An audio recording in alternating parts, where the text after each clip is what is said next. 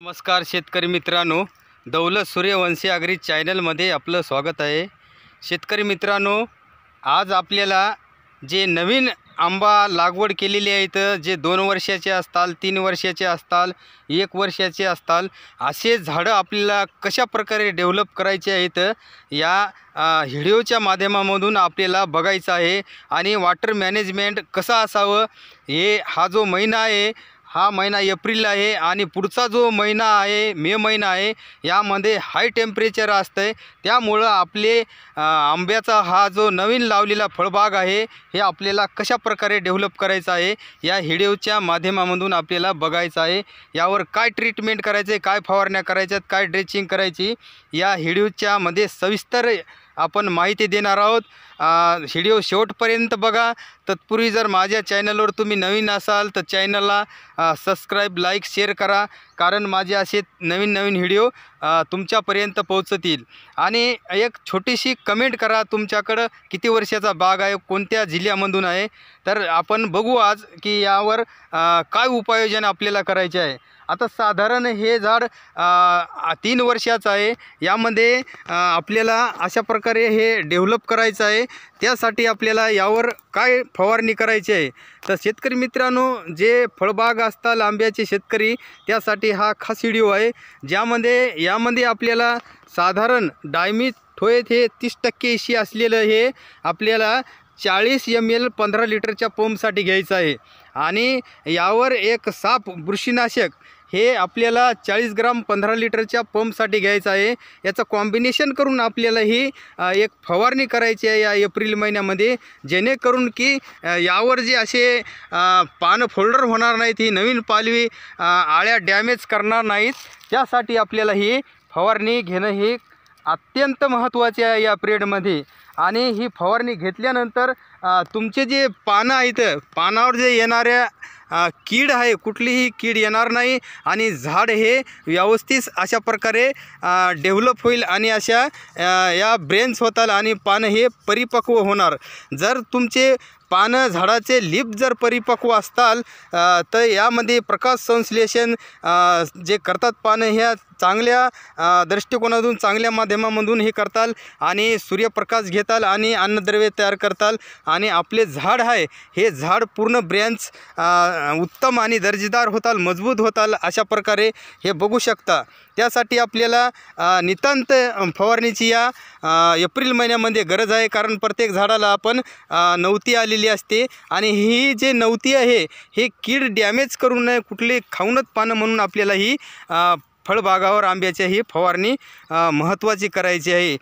यानंतर आता फवारणी केल्यानंतर आपल्याला साधारण खूप पालवी आणि खोड ह्याचे रूट आहेत, हे आपल्याला मजबूत करायचे आहे। या ठिकाणी साधारणतः आपल्याला 40 ग्राम हे ह्युमिक ॲसिड घ्यायचं आहे 15 लिटरच्या पंपसाठी आणि रेडोमिल गोल्ड हे 40 ते 35 ग्राम घ्यायचं आहे 15 लिटरच्या पंपसाठी।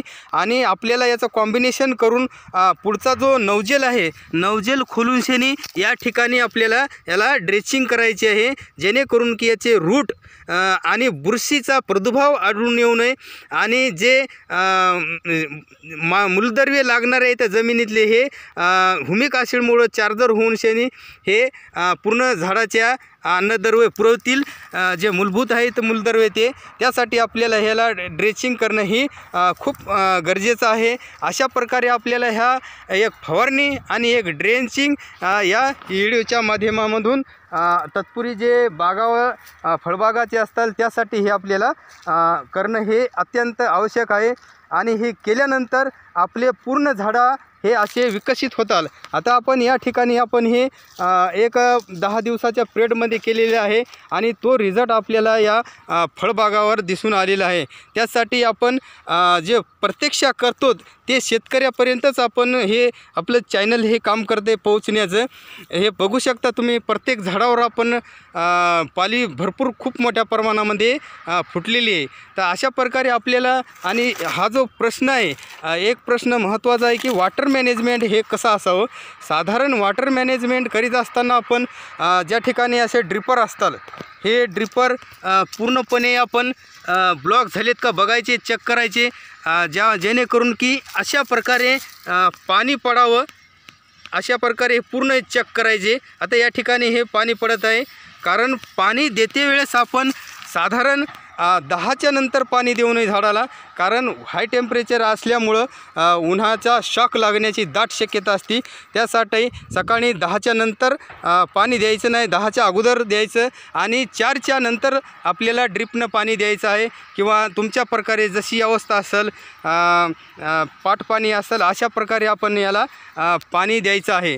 तर अशा वॉटर मॅनेजमेंटमध्ये जर आपण केलं तर आपला बाग खूप चांगला आणि उत्तम दर्जेदार डेव्हलप होताल।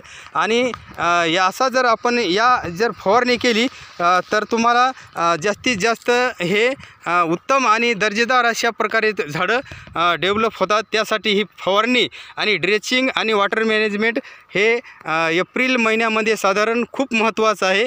त्यासाठी हे करणं गरजेचं आहे, कारण पुढचा जो महिना येणार आहे, जो मे महिना आहे, यामध्ये 40 ते 45 डिग्री सेल्सिअस तापमान असते।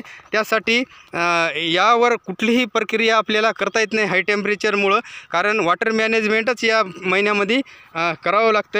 त्यासाठी आपल्याला हे फवारणी आणि जे ड्रेचिंग आपण सांगितलेले आहे, ज्यामध्ये हुमिक ॲसिड असेल आणि रेडोमिल गोल्ड असेल, या दोन्हीच्या माध्यमामधून तुमच्या झाडाची मर होणार नाही आणि झाडं तुमचे असे उत्तम आणि दर्जेदार असे डेव्हलप होताल। आणि फवारणीच्या माध्यमामधून जे यावर जी नवती आलेली आहे ही कीड खाणार नाही, अळी डॅमेज करणार नाही।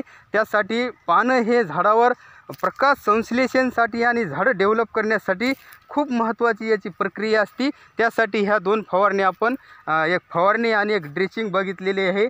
तर शेतकरी मित्रांनो, माझा जर फळबागावाले जे आंब्याचे असतात त्यांना माझा जर व्हिडिओ आवडला असेल तर जास्तीत जास्त शेतकऱ्याकडे जे फळबागवाले आहेत आंब्याचे, त्याकडे हे शेअर करा, कारण या व्हिडिओच्या माध्यमामधून त्याचा थोडाफार फायदा होईल अशी मी आशा बाळगतो। आणि दुसऱ्या व्हिडिओमध्ये भेटू नेक्स्टमध्ये। सध्या काही जणांकडे हार्वेस्टिंगसाठी आलेले, त्यासाठी फवारणी नाही, आपण जे ड्रेचिंग नवीन झाडं आहेत 3 वर्षाच्या खालील, त्यासाठी आपण हे ड्रेचिंग आणि फवारणी सांगितलेले आहे। धन्यवाद, भेटू दुसऱ्या व्हिडिओमध्ये नेक्स्ट।